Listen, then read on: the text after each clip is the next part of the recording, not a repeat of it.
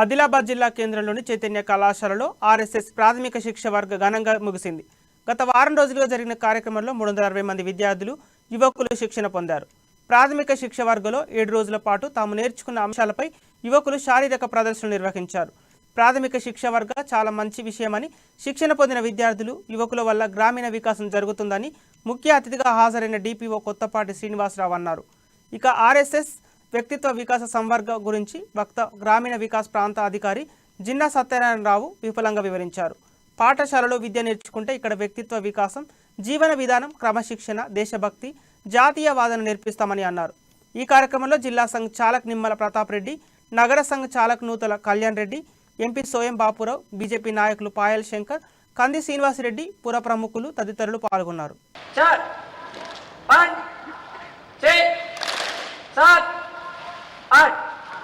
8 5 6 7 8 व्यायाम 1 2 3 4 खान दक्ष एकपदा दक्षिणा सरा 1 2 భుజదండ విభాగశః 1 ప్లస్ గుర్తుల పైన నిలబడాలి.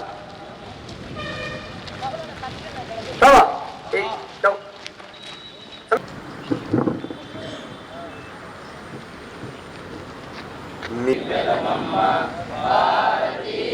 బ్రతుకంతా నిన్నే కొలుచుదమ్మ భారతి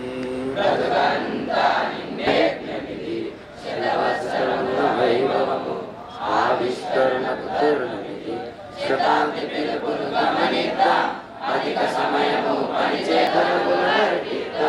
తల్లి వైభవం సాధిద్దాం నీకోసం వెలిగే దివ్యలమమ్మ నీకోసం వెలిగే దివ్యలమమ్మ.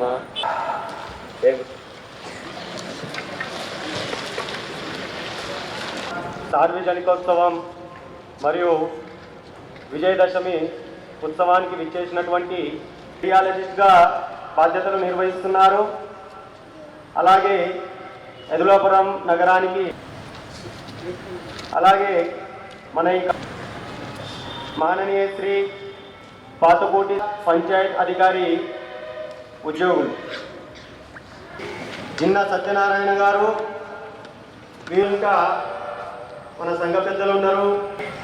జిల్లా ప్రచారక్ శ్రీ మధుసూదన్ చారి కార్యవాహగా 7 రోజుల పాటు బాధ్యతలు వర్గ కార్యవాహగా ఇవ్వాల్సిందిగా కోరుతున్నాం.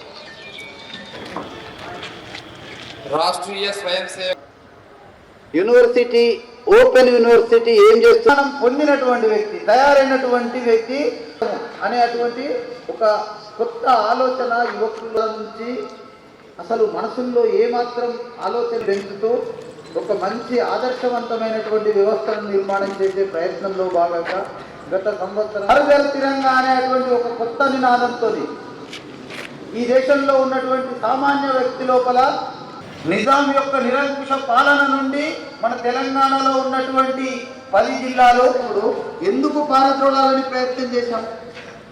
ఒకవేళ విలీనమైనప్పుడు సర్దార్ వల్ల జాతీయ సమైక్యత ఎందుకంటారు?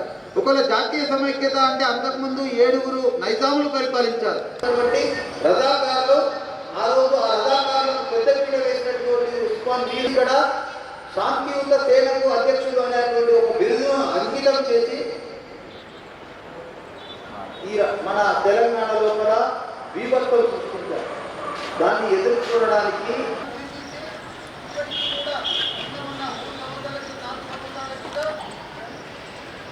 ఇది నైజాం ప్రభుత్వంలో జరిగింది, ఆంగ్లేయ ప్రభుత్వంలో జరిగింది. ఆంగ్లేయులు నైజాం కలిసి ఉదాహరణలు మనకు కోకొల్లలు కనబడతాయి. అసలు మనందరం కూడా అర్థం చేసుకోవాలి. ఇవాళ ఒక ఇండియన్ సొంతమైనటువంటి వ్యక్తి, మొన్నటి వరకు మనకు రాష్ట్రపతిగా పనిచేసినటువంటి ఎవరు వ్యతిరేకం కాదు. ఈ దేశం కొరకు పాటుపడే ఏ క్రిస్టియన్ మనకు వ్యతిరేకం కాదు. కానీ ఈ దేశాన్ని విచ్ఛిన్నం చేసే ఏ ముస్లిం అయినా, ఈ దేశాన్ని విచ్ఛిన్నం చేసే ఏ క్రిస్టియన్కైనా రాష్ట్రీయ స్వయం సేవక్ సంఘే కాదు. नमस्ते नमस्ते प्रभो शक्तिमन् हिंदु राष्ट्रांगभूता कार्याय बद्धा कटीयम् शुभामाशिषं देशशक्तिम् अजयाच विश्वस्य देहीशशक्तिम् सुशीलं जगद्येन नम्रं भवेत्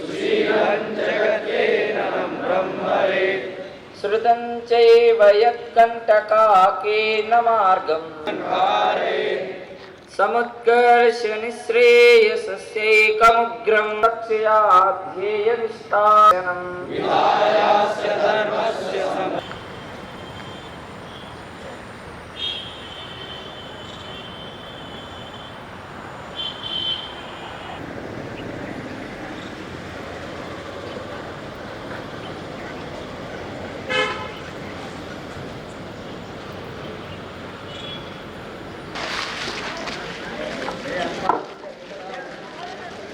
शिक्षा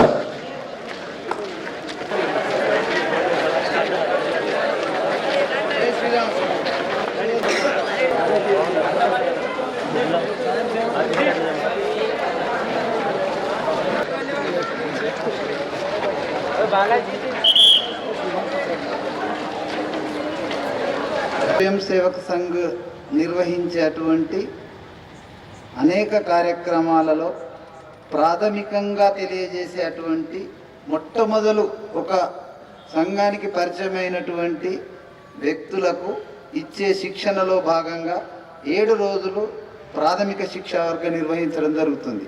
అలాంటి ప్రాథమిక శిక్షా వర్గ ఈ ఎదులాపురం జిల్లాలో మొదటిసారి నాకు తెలిసి 40 సంవత్సరాలలో ఆల్ టైమ్ రికార్డు కొట్టి ఈ సంవత్సరం 361 మందితో ఈ విభజించబడిన తర్వాత కొత్త జిల్లా ఏర్పడిన తర్వాత 361 మందితో ముందుకెళ్తున్నది అంటే ఈ జిల్లాలో సంఘం యొక్క అభివృద్ధి ఎంత ఉందో అర్థమవుతుంది. చాలా ఆనందించాల్సినటువంటి విషయము.